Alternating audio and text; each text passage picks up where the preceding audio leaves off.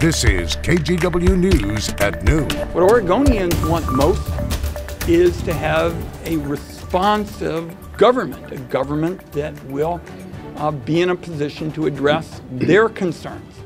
With the government shutdown, U.S. Senator Ron Wyden is home in Oregon talking to the people he says act most like reasonable adults. Good afternoon, everyone. I'm Brenda Braxton. Senator Wyden, no stranger to local town hall meetings. He held more than any other U.S. senator last year, and today he's holding his first of 2019. KGW's Chris Willis spent some time with the senator and joins us live from Cleveland High School. So, Chris, Senator Wyden touched on a host of topics today. Yeah, he did, Brenda. Most importantly, perhaps, the current U.S. government shutdown. We just heard from the president on that issue. It appears both Democrats and Republicans are at a standoff, each waiting for the other to flinch, and in the meantime, nothing gets done. Senator Wyden, though, says it doesn't have to be that way.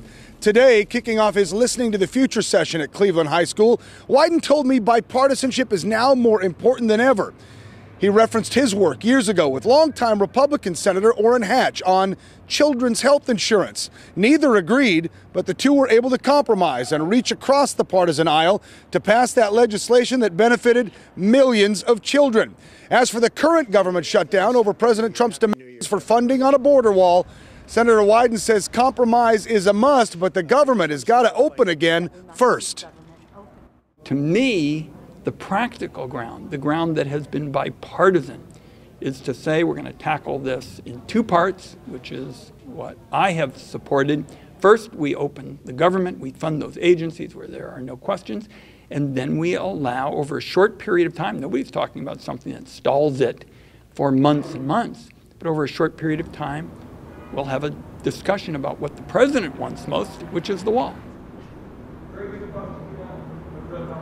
Senator Wyden also took questions from the students here at Cleveland High School, and he sounded cautiously optimistic about what he is calling practical bipartisanship regarding the current U.S. government shutdown. Brenda? Chris, thank you very much for the update. Well, back in Washington, D.C., top Democratic leaders just finished meeting with the president on day 14 of the shutdown. Shortly after, both sides talked to the media. So we told the president we needed the government open. He resisted. In fact, he said he'd keep the government closed for a very long period of time, months or even years. This is national security we're talking about. We're not talking about games. We're talking about national security. This should have been done by all of the presidents that preceded me, and they all know it. President Trump also said a group of lawmakers will meet this weekend in hopes of reaching a deal. NBC's Susan McGinnis is on Capitol Hill with the latest. A White House meeting between the president and leaders of both parties ends with the two sides no closer to reopening the government. We really cannot resolve this until we open up government, and we made that very clear to the president. We told the president we needed the government open. He resisted. In fact, he said he'd keep the government closed for a very long period of time, months or even years. The president insists a deal to reopen government include $5 billion in funding for a border wall. No, we won't be opening until it's solved. We think this is a much bigger problem. The border is a much more dangerous problem. It's a much bigger problem. It's a problem of national security. The bill is passed. Late last night, the House, with a new Democratic majority, passed legislation to reopen the government without wall funding. Newly reelected House Speaker Nancy Pelosi urged the Senate to pass the bills. The package presented by the House's new Democratic leaders yesterday can only be seen as a time-wasting act of political posturing. But Senate Republicans won't even bring it up for a vote, accusing Democrats of playing politics.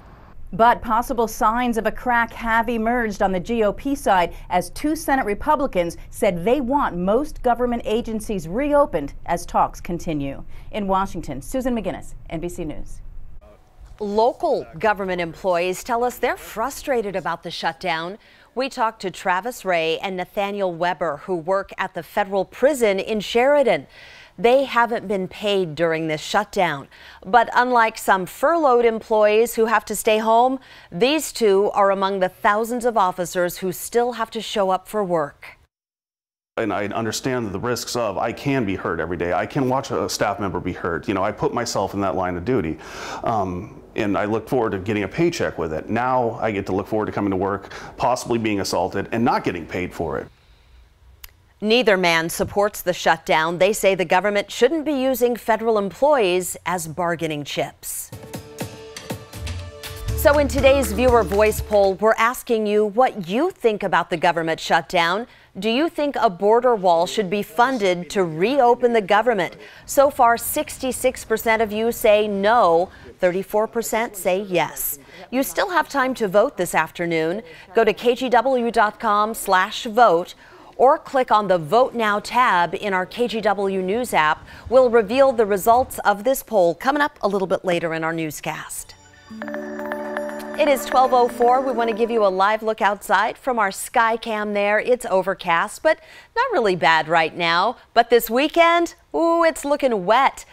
On deck in the Weather Center this noon is meteorologist Joe Ranieri. He's a familiar face in Portland, but new to KGW, making his debut this afternoon. Hey, good afternoon, Joe, Brenda. welcome. Thank you. Great to have you here. Thank you. That's a nice little intro and welcome to the station. Yeah, I've been around for about 10 years off and on, and I was up north in Seattle for about a year, but recently kind of been back in the area. But looking into the weekend forecast, what we've been kind of on track for the rest of the day, pretty quiet out there. We're going to be seeing some spotty showers.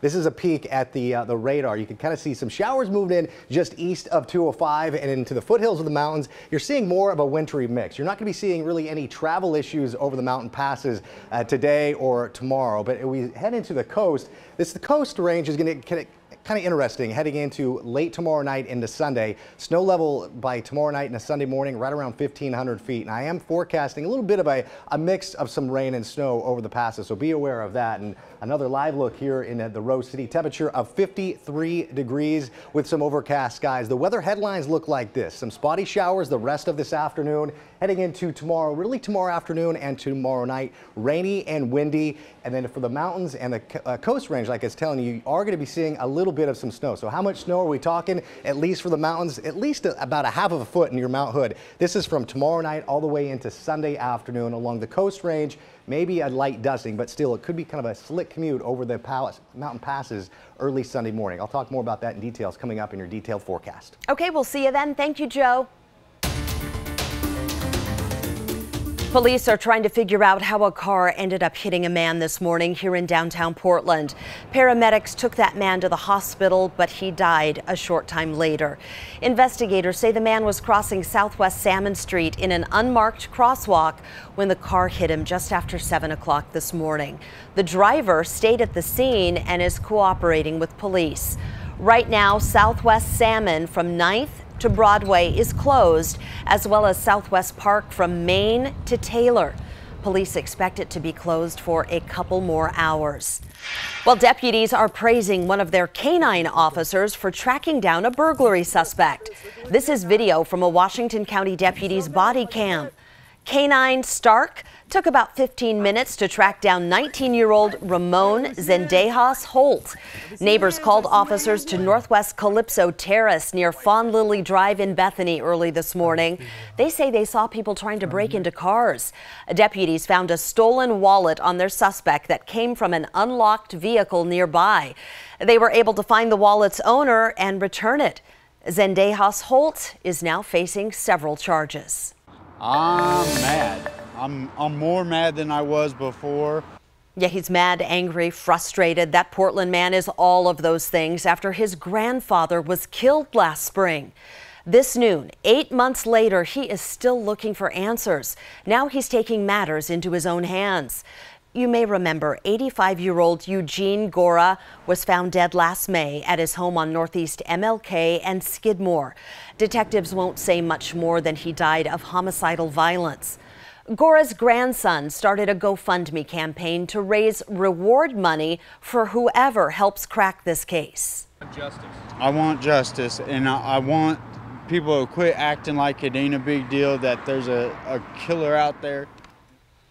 You can find a link to the GoFundMe page on KGW.com, and Crime Stoppers is already offering $2,500 for information about the case.